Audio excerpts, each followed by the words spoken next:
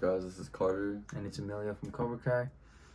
We're just gonna have a little interview with the director of Fan Made Studios. And let's get into it, guys. Let's get into it. So how's part 2 coming along? It's coming in like a beast. Like it's 10 times better than what's showing. It's gonna be like that was just the warm up. Now this is where the ice is gonna start to break and show the full story of what we're really trying to tell. Okay. Like you guys are gonna love it. Trust me. Yeah. So what's been the biggest challenge of filming so far? Biggest challenge. My biggest challenge is getting everybody together. It's still a little bit of a challenge. Everybody together. Teaching, because I'm a choreographer. I'm one of me and Mikey, we're choreographers because we're martial arts experts. Cool. So it takes a little bit of a bend in knee and tongue in cheek to really teach some of the people that aren't experienced. So but it could get better. It could become unchallenging towards the end when everybody starts to get the idea. So yeah. Most complicated scene that you've had to film? It's like the same question, but the most complicated scene. Most complicated. You know what? I'm gonna be honest with you guys. We're not done filming 100%. We're like 90% done. There's like a few tweaks we have to do, and then post-production. But most complicated scene so far that we filmed is my training scene with our team. Okay. Team Eagle Fang. Because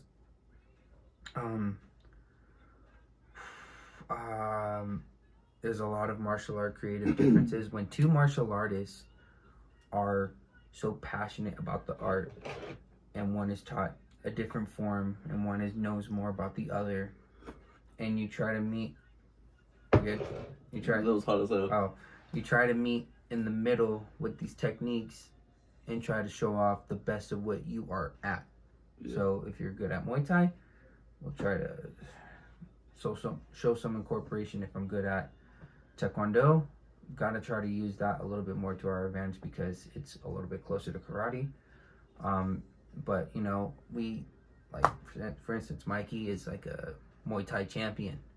That's where we get it from, and he's a lot of the sticky hands and the elbows and the knees and it's a different form of kicking than in Taekwondo and karate.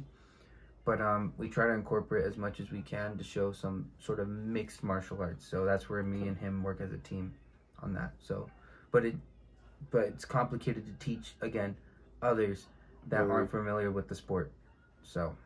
Is it so difficult to bring everybody together after the big success of the first film? Yeah, still, because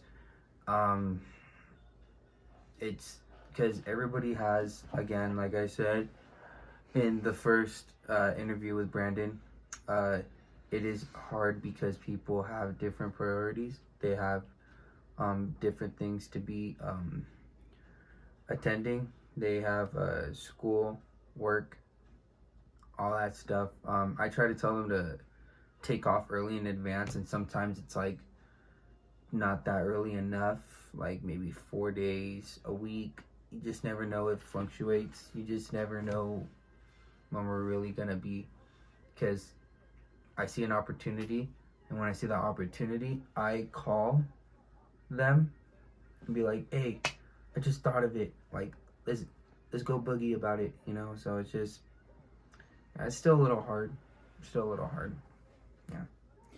Yeah, how long did it take to make the new trailer? Oh, do you like it? Yeah, it was great. Yeah. It took us a while to put it together. 5 hours.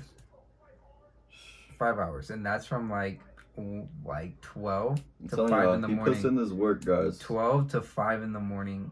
I was doing this. Like, I get to my brother's house, and And we just filmed a bunch of scenes that same day, and we're coming from Fontana from filming, dropping off my girlfriend, and I'm just talking to her in the car, and I'm like, dude, when I get to my brother's, it's not even gonna be time to rest. It's gonna be time to put that thing together and have it out by the morning. That, and I stayed up till 5. I had it signaled out to go out on YouTube, Instagram at 9, and it was released, and it got so many views. We got, what, let's see, how many views do we have? We have, for that movie, we have 4.2 or that.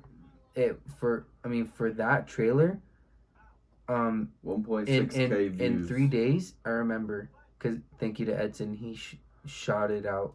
What it was, 1.3K in 3 days.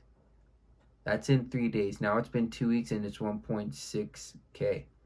I mean, not a lot of people are watching it, and we're not that well known yet, but that's like freaking good for 3 days. And considering 2 weeks, like, that's really freaking good in my opinion. So I'm really proud of it. I'm really proud of it, dude. So yeah. What's missing in the trailer that we haven't seen?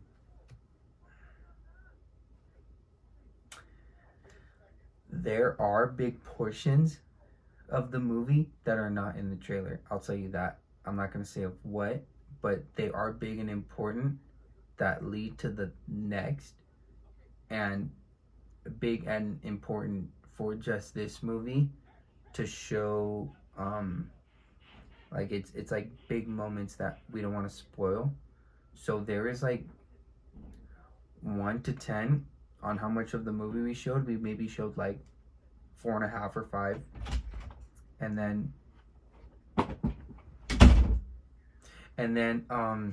we also had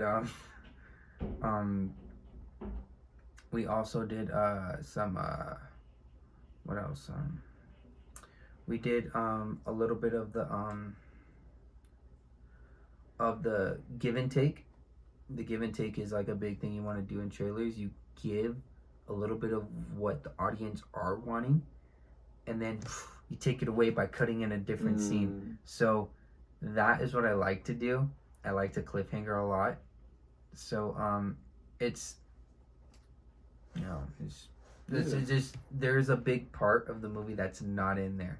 There are big scenes that are not in there. So yeah. Who's the most interesting character on the film? In my opinion, if I had to pick 2, I like my character, but I wouldn't say I'm the most interesting.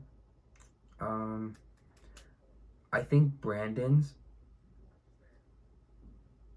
Caden, and a little bit more side of Miyagi-Do, like Caden and David and Nevin, their roles, I know it's more than 2, but I just find that 4 group, their roles to be so interesting when I wrote them.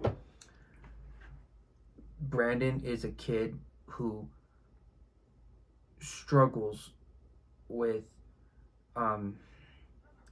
talking and making a lot of friends, but when they come to him or he seeks an opportunity, he kind of like slithers like the snake to grab, like, hey, okay, now I don't just go up to anybody. I pick who I go up to.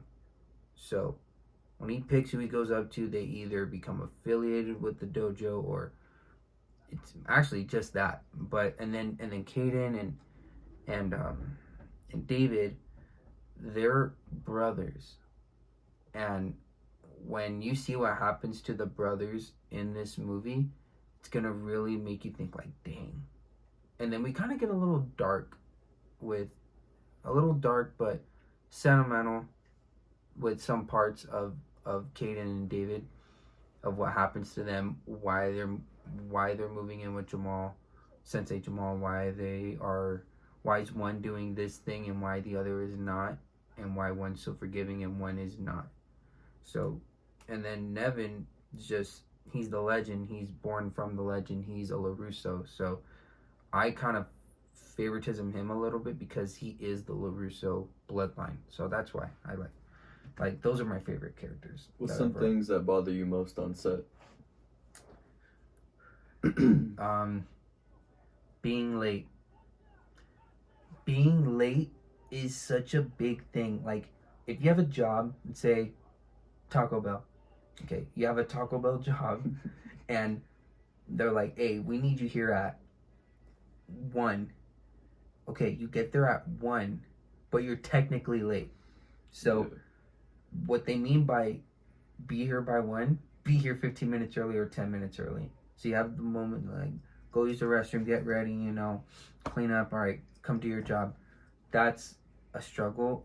And then I have to go pick up some people because some people don't have cars, some people, they don't have transportation. So I have to really, go out there, get them. And then that sometimes the traffic to get them, sometimes they're in different areas of town. And I got to think, how am I going to get, it's... Yeah, guys. I feel gas prices these days. I feel like a taxi driver, but that's the cost of trying to get everybody together, and I'm willing to do it. It's just hard. So, yeah, that's... Funniest moment on set so far? It's always Mikey. Mikey says the dumbest thing on set, but it's funny, and it's naked and absurd. You don't know what it's you just never know what it's gonna be. Like, you could be talking about, okay, yeah, and then Brandon comes in and he speaks to me like this, and then Mikey's next to me, and then he's like, yeah, and I'm next to him, and then I'm gonna say, you're a big, you're a tiny piece of beep, and it's like, yeah, say that to the minor. Yeah, that's cool. Say that to the minor, or what is it? Or here's a good one. He'll be like, all right, I'm gonna come in. Brandon's gonna say something to me, and then Mikey just watches. And then he goes like, or I could be like, hey, what's up, cutie?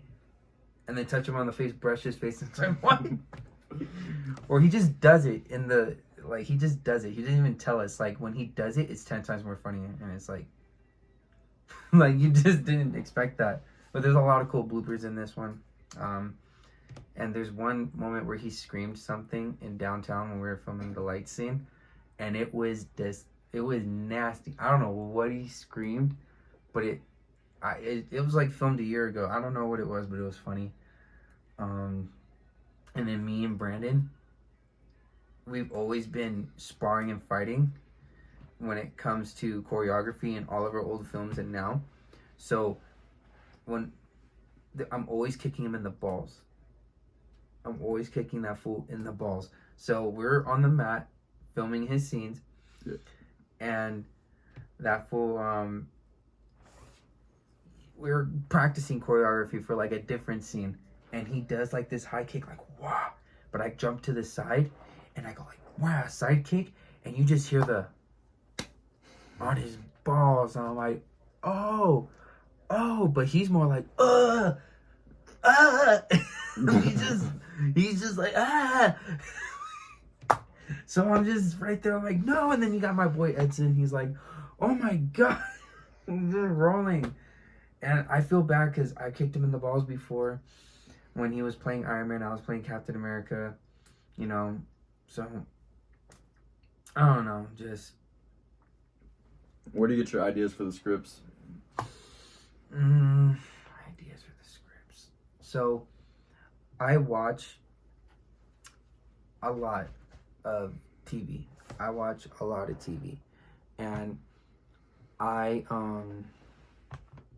when I watch a lot of TV, I jot down notes in my head or on my phone, and I always look at what made that character do that. What made this character want to be this way? Why? Who made him be this way? He or she? What's the character development for this person? And when I look at my characters that I've wrote, they're obviously not canon or not. No, this whole movie is supposed to be canon to the Karate Kid universe. It's supposed to be the same universe, same timeline, same everything. But they're not officially branded as the Karate Kid characters. It's just something I've made up. But when I write these characters, I try to relate them to hard people problems, good people problems. I try my very best, and when I try to incorporate something that people can relate to or like, that I've seen that people like, our theme is modern 80s. So when I say our theme is modern 80s, is when we have some of the 80s and some of modern. So you have the choice, the characters in the movies have the choice to either be nostalgic or modern. And that's why you see some modern people and some 80s people, and it's like they have the choice in that society in 2083. So, and you're gonna, when you watch it in this movie, especially with the music that we're gonna be putting in this movie, it's gonna make you think this is like Stranger Things. So it's like a Stranger Things vibe with the Cobra Kai show and a little bit of Saved by the Bell. That's the best I can relate to what this movie's gonna look like. A lot of the synthesizer, a lot of the like cool sound effects. You guys are gonna love the soundtrack for this movie. The soundtrack's gonna be really cool. Like, especially for you 50 and 40-year-olds, you can have a ball with it, for real. Yeah. Is everyone from the first movie gonna be in this one? Yes and no. One character isn't a... one character... I might have just spoiled something. But one character...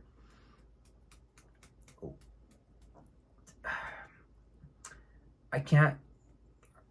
Ignore what I said. I can't say that. Never mind. It's going to give a big plot reveal.